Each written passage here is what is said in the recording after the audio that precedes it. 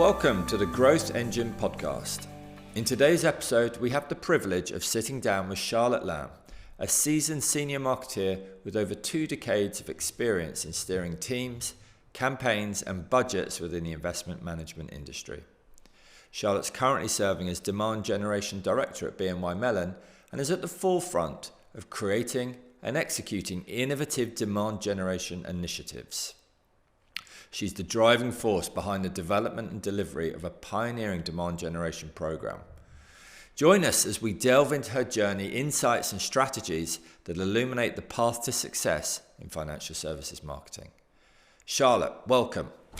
Could we start off by explaining the term demand generation and what your role at BNY Mellon encompasses?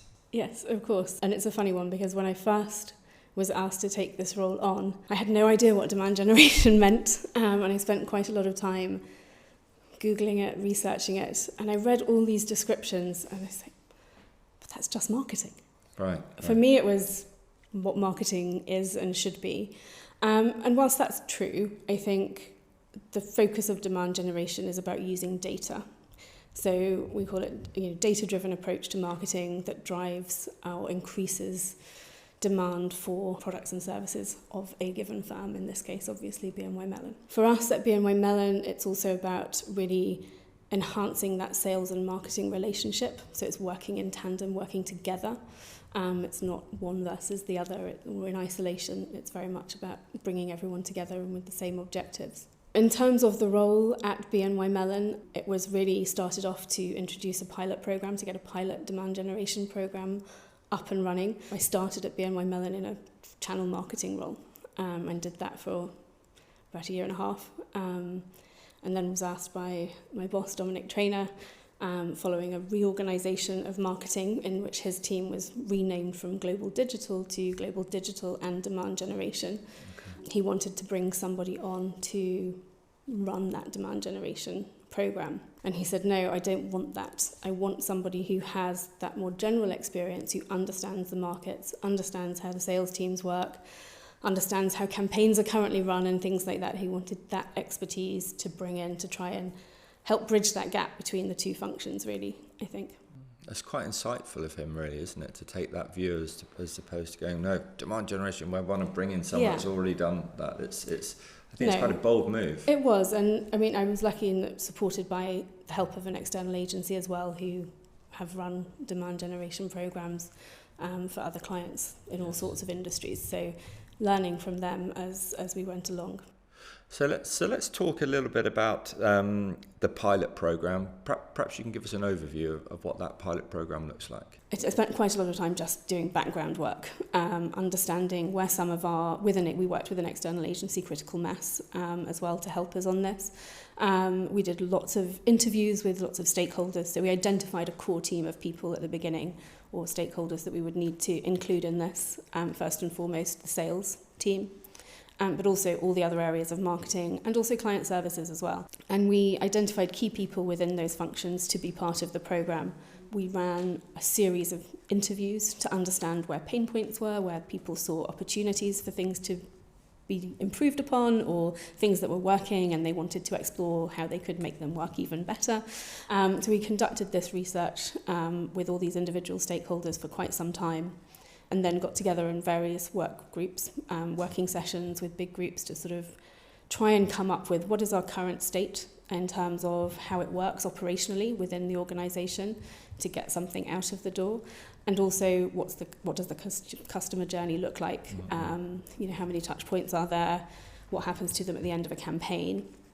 And I think what we realised is we were pretty good at running campaigns.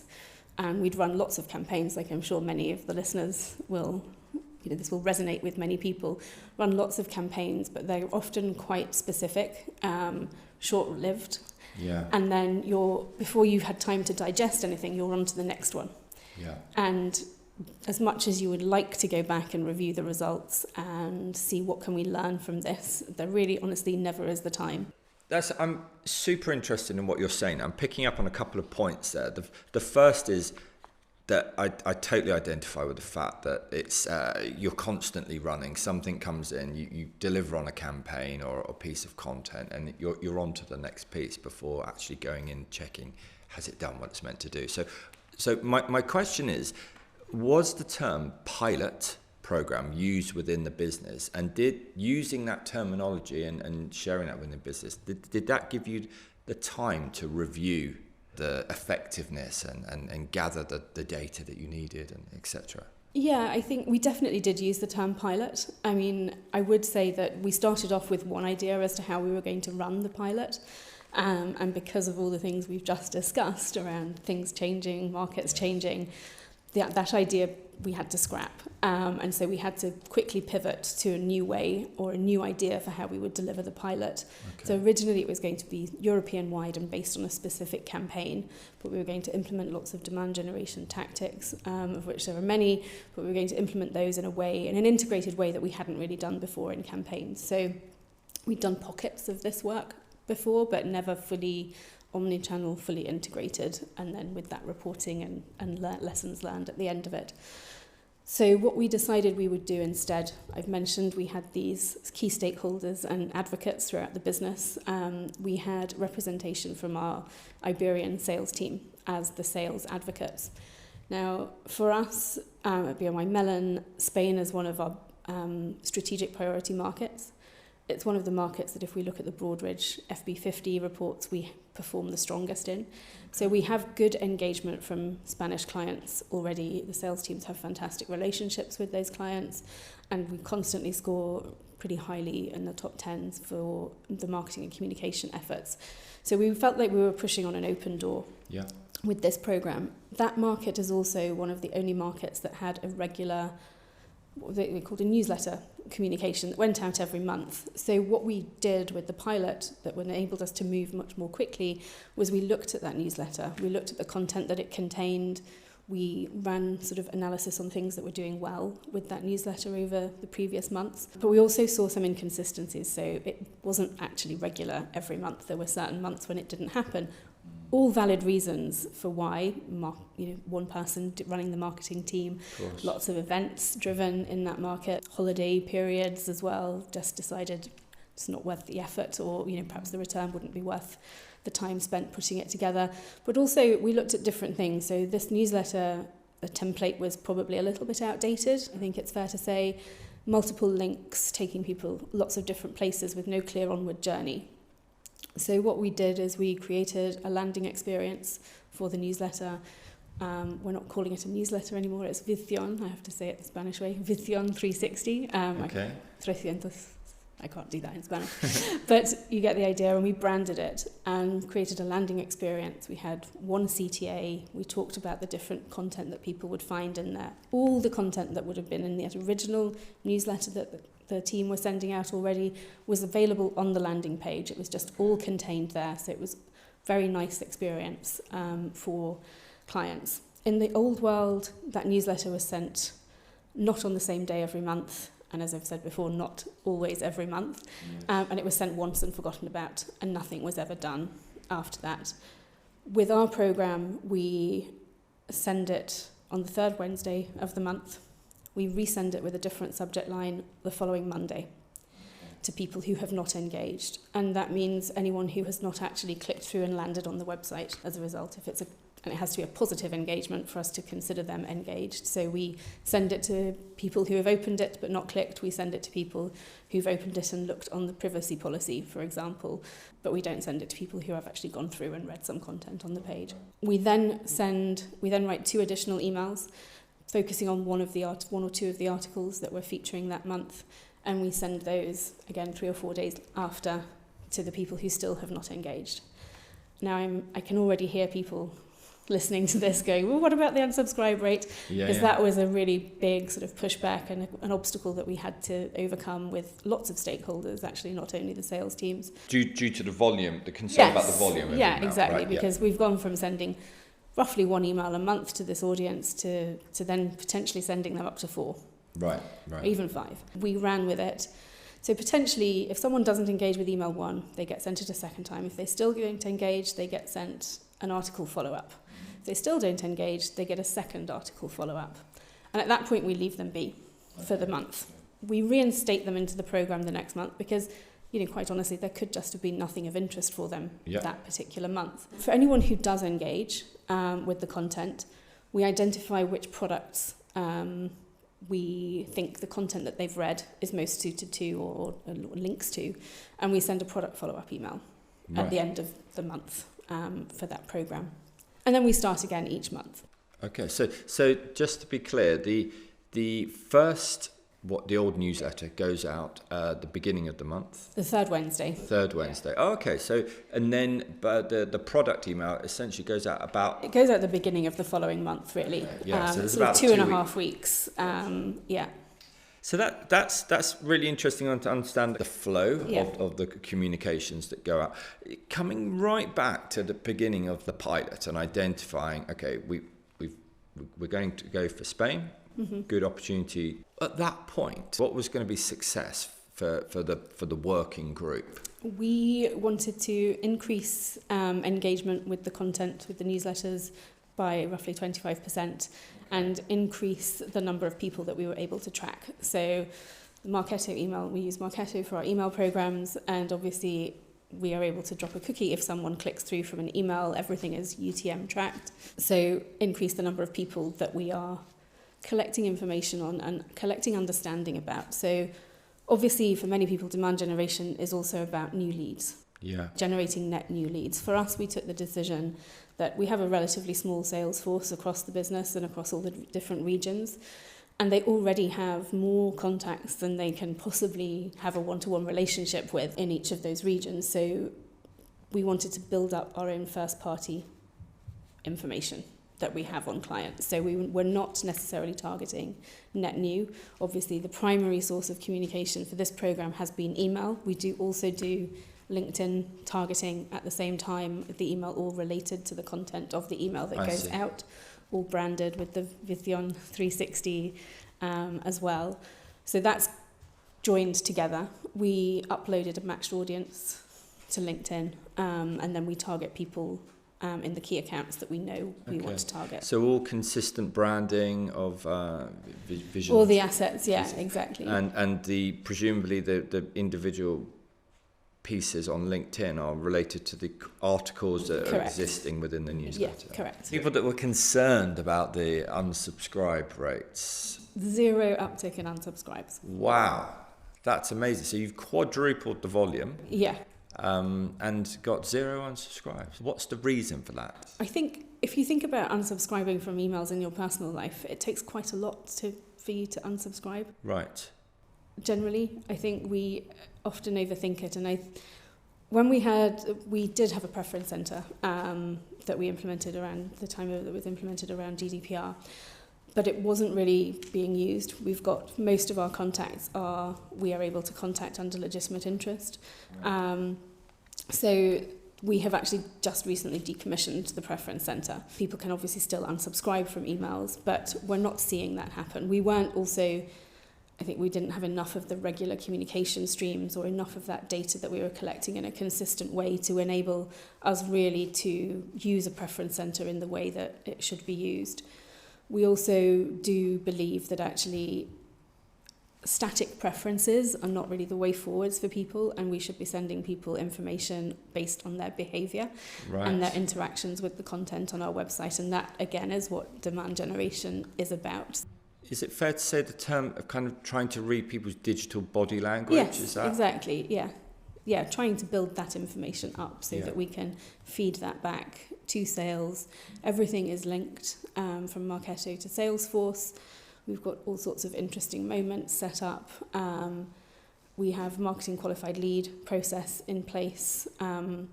That program was already being looked at and sort of thought through when we launched the pilot. Okay. Timing was really fortuitous for me in that regard. It was rolled out into Spain at the same time as we launched the program.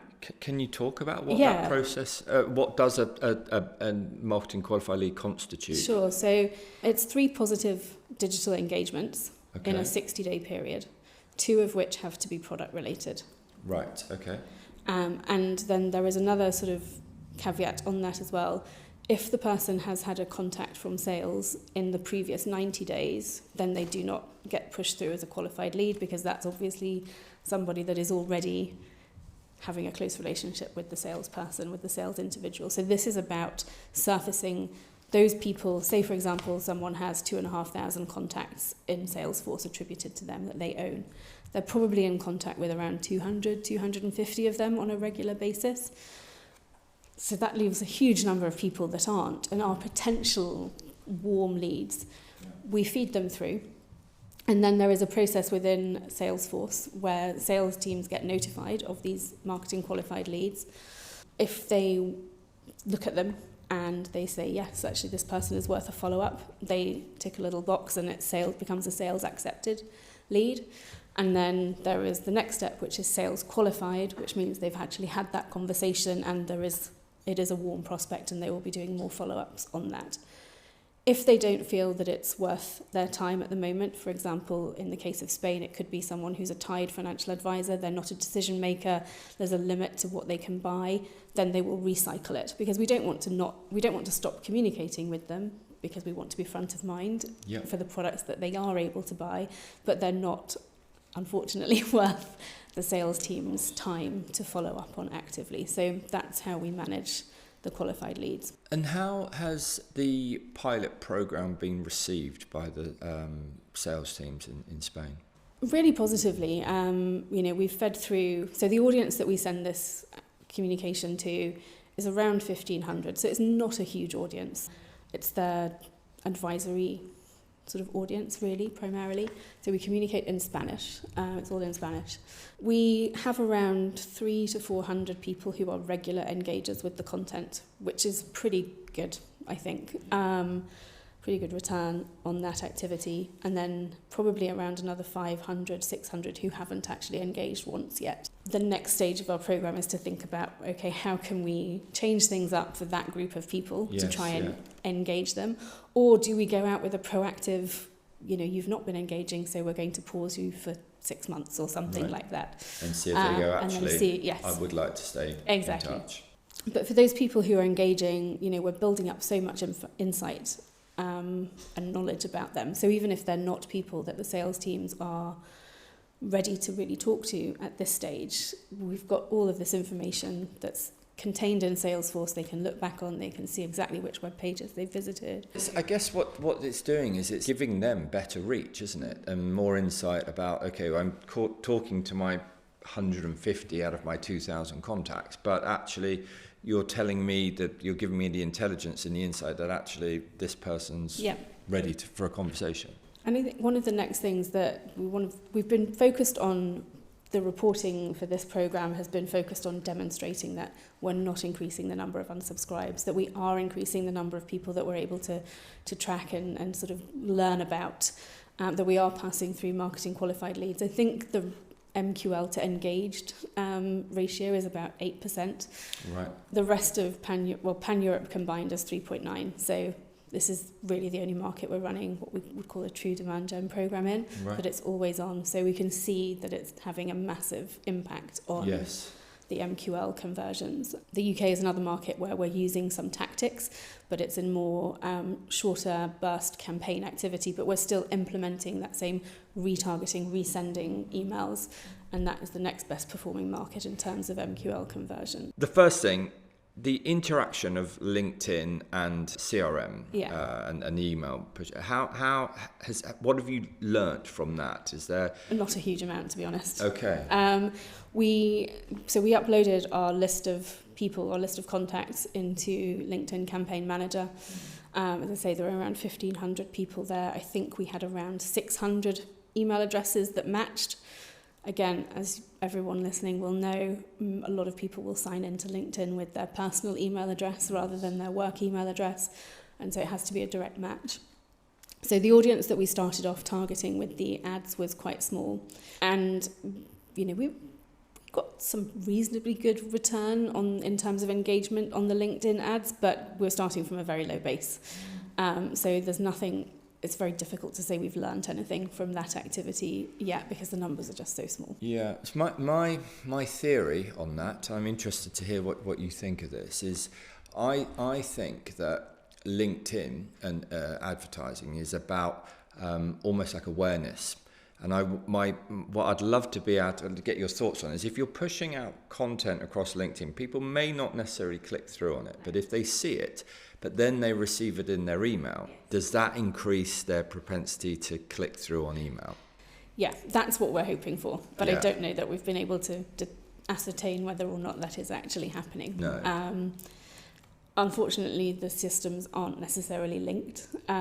So there's quite a lot of manual work that needs to go into pulling that data to see just quite what the analysis is and what the results are. Logically, it makes sense. Yeah. I guess the thing to do is to be able to perhaps A/B test that against campaign, and then track the because it's the open rates which is going to ultimately tell you. And I think something around the timing. So we normally email first and then social follows. Okay. But we could potentially look at trying to get social out beforehand and then follow up with the email. That's something again that we haven't tried yet. So there's almost so like many mini ideas. pilots, experiments within Absolutely. the pilot, isn't there? We did, at the very beginning, we did A/B testing of subject lines. We personalised some, so it's like, oh, Charlotte, have you, or whatever the subject of the email was. And just, there was so minimal difference in those results that after about 6 months, we decided there was no point, we'd stop doing that, and what we would do instead would be use that personalised subject line in the follow-up email. So we're still sending that personalised email, but it's that second sort of prompt and hoping that will generate additional click-throughs. And it does, you know.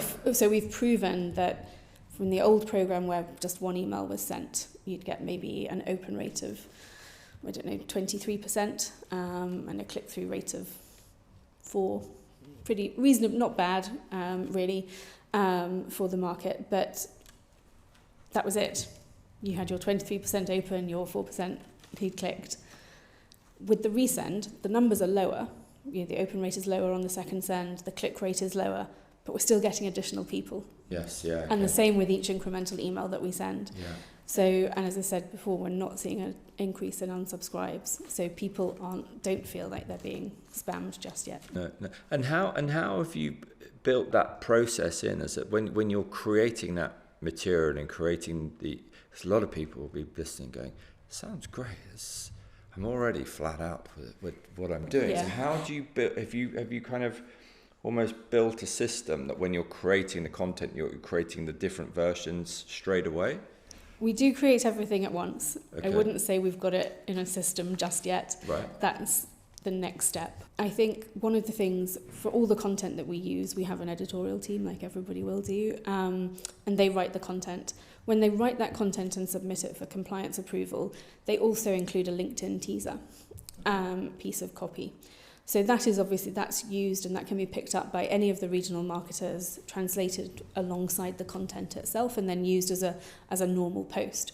We try and write something a little bit different for this Vithion 360 campaign. I'm focusing on the Vithion because otherwise my boss, Dominic, will be cross with me. But we take a slightly different stance on the content there. So we're writing that again and resubmitting it for compliance. But what's missing from that is the email copy. And, you know, our field marketers are, you know, they're very good. They know their markets. They're all local. They're in local markets. English is not their first language unless they're based in the UK. And we only have a compliance team in the UK that only speaks English. So everything that gets put through compliance has to be done in English. We can't expect our local field marketers to write content in a language that's not their own for approval. So one of the things we're going to implement is this template, add in a section for email copy so that it can all be complied at the same time at source when the content is created. And again, when it goes for translation, the whole thing can be translated so that it can be slotted into these programs going forward.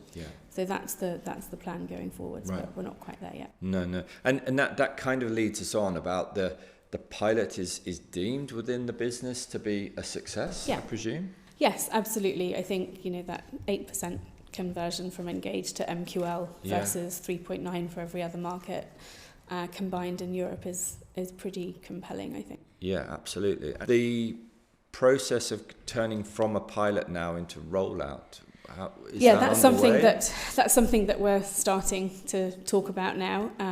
Wow, that's congratulations. Yeah. Then.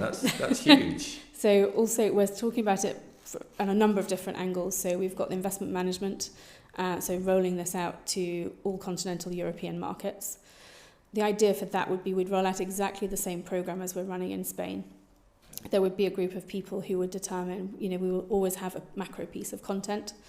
We will always have a piece of content on one particular product that is a priority for all of our markets in continental Europe, either from a promotional or a retention angle. So that piece of content would always be the same. We have another regular piece of content called Marketing ROI, which is like a visual infographic on something quite topical and interesting. That would always be included.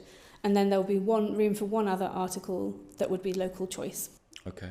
And that way we can have a template that is submitted to compliance for all markets together, put through the same programs. We can make use of dynamic content in Marketo to create the different programs from one central source. So that's the plan. And then the fund follow-up emails two would be the same for everybody, and the third one would be the local choice. But those emails, again, we've templated them, so they don't change a huge amount, but we use the latest monthly commentary to update it and provide some additional context. Not everyone will read a commentary, but they might read, a little 2-sentence, 3-sentence paragraph at the top of an email that just gives you that insight into what the fund managers are thinking for the months to come. It's a super exciting period, isn't it? To see where this, and I imagine that as you start to scale this out, the learnings that you gain from doing this across markets is going to be amplified.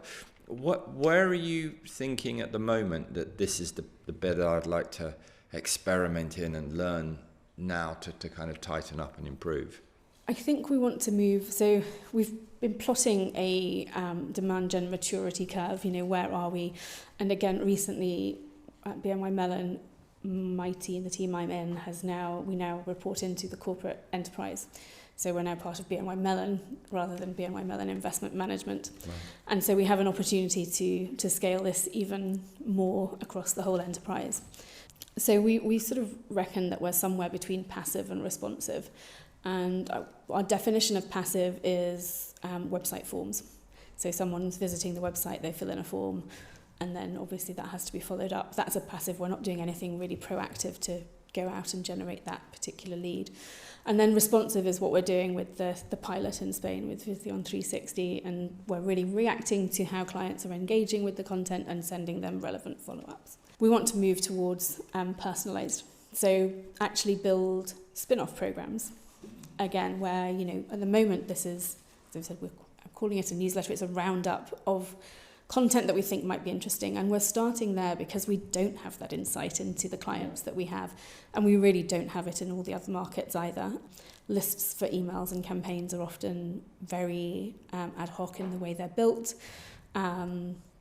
Not personal opinion almost. Yes, exactly. Yeah. A little bit like that. And so we want to move away from that, and we want to say, we don't know, and you don't know whether these people would be interested in this, unless we know that they are a fixed income analyst for a particular client. Then we're not going to send them something on thematic equities. Yeah. But there's not a huge number of markets where we have that level of detail about the clients in a way that can talk to Salesforce and Marketo and help us build the programs. So starting with this idea of a roundup of content that people might find interesting will enable us over time to say, okay, these people always engage with macro-related content, and all these people actually engage with everything. These only engage with multi-asset. And then we can start to build what I would call always-on programs for those people around those themes. Yeah, so that will almost, that you'll have the core program, which then feeds into kind of mini versions of those. Exactly. That's the dream. The dream. Yes, amazing. I guess looking back on this, how long has this taken from sort of start to finish? I started... It's not finished, but to where we are now. It's coming up to 2 years. Right. So I started in the team in November 21. Those first few months were really just about me sort of doing my own research, getting up to speed with what demand generation meant, why it was different from marketing, as I alluded to at the beginning, and sort of understanding what we could do and differently and what it was that we weren't doing in that context. And then there was probably 6 months work on the background research, bringing all the stakeholders along with us, getting the buy-in, and then we launched in September last year. Right. And looking back now with hindsight, is there anything that you would have done differently? I think we were initially too focused on the idea of trying to run it around a campaign, a specific campaign. I think if we'd identified this newsletter that the Spanish team were already sending out earlier on, we could have been up and running much more quickly with that, because that was something, there was already some processes in place for that. It was just a case of making small incremental improvements to various things there, and we could have been up and running sooner, which I guess would have resulted in us perhaps being able, in a position now, to be rolling this out in other markets. That's an interesting already. learning. So looking to perhaps optimise something that already exists within a business, opposed to building from scratch. I think so, and I think that's one of the things that I would say as well. Just look for those incremental improvements. It doesn't have to be, you don't have to come out all swinging. No. You know, right from the start. Don't try to boil the ocean on day one. Exactly. What would you say are the kind of pitfalls that if you were to offer advice that you'd say, whatever you do, don't do this? Well, I don't know whether it's pitfall. I think don't just forge ahead without seeking buy-in and without bringing people along with you on the journey. I think that sales buy-in, for us, it was really about enabling sales and marketing to work together more efficiently. Because that can often be a cause of maybe friction, but sales can be like, these are my leads, exactly, leave them, they're mine. Yeah, there's a little bit of that.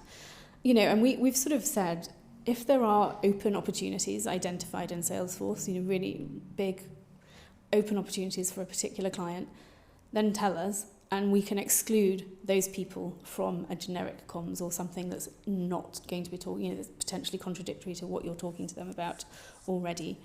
You know, that's absolutely fine. But people that you're not really talking to, you know, in Italy, obviously, again, people will know the Italian market is huge. There's a huge number of financial advisors in Italy, and I think we've got around, 35,000 who are marketable.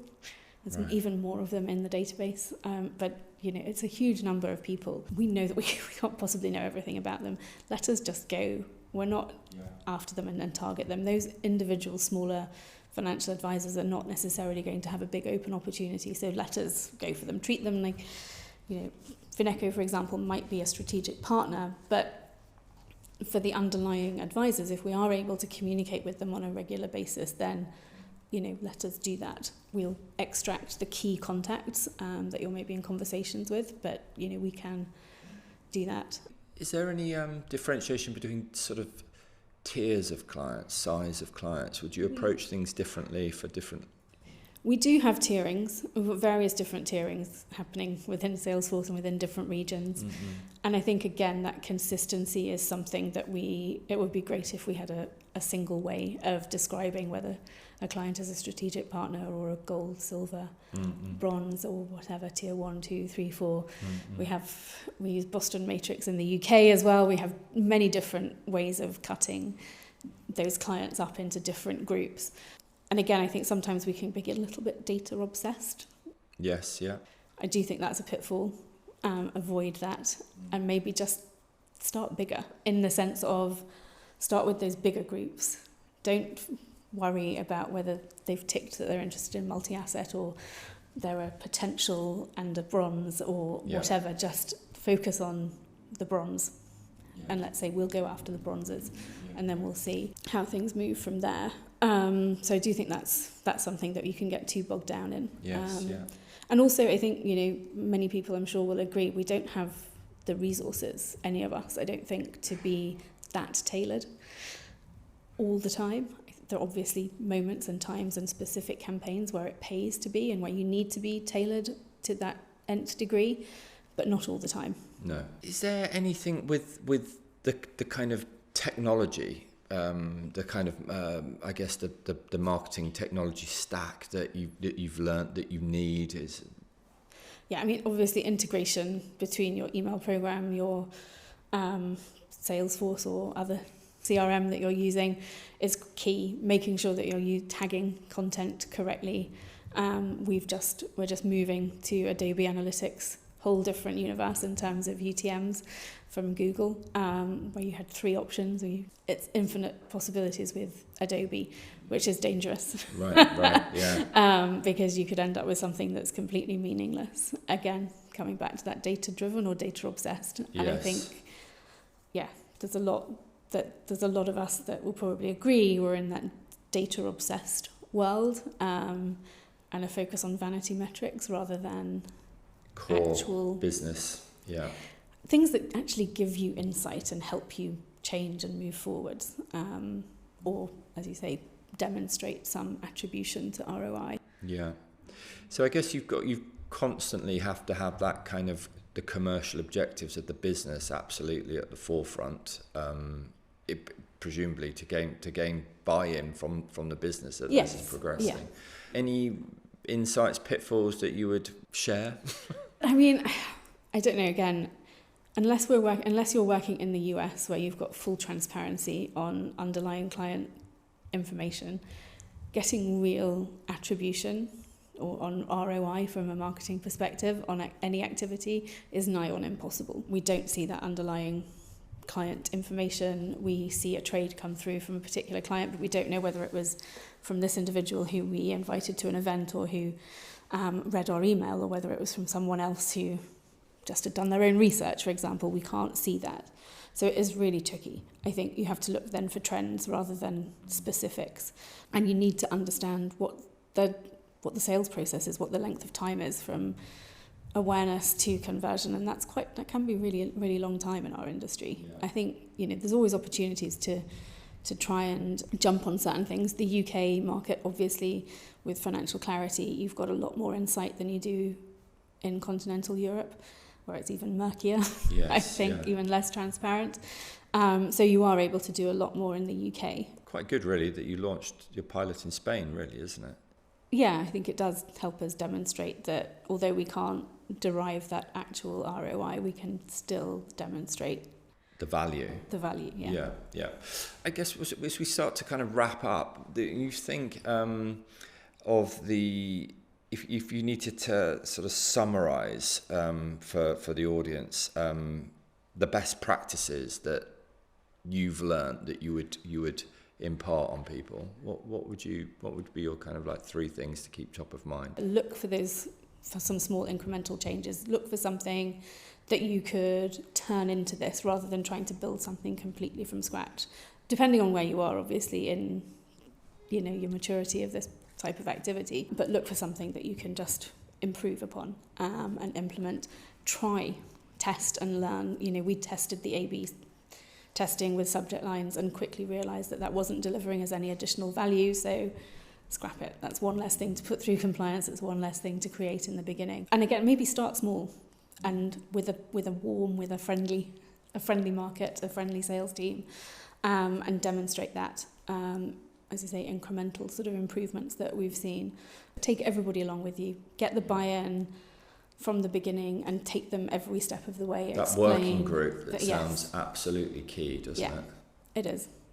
Yeah. It really is. Thank you so much, Charlotte, for joining us today. I wish you all the success in rolling out the pilot program across Europe. I'm really excited to see how that all starts coming together. And thank you also to you at home listening to the Growth Engine podcast. I do hope you've enjoyed this episode. I found it fascinating, learnt an awful lot. If you would like to learn more, please subscribe or follow us on LinkedIn or on hubagency.co.uk. Thank you again and see you next time.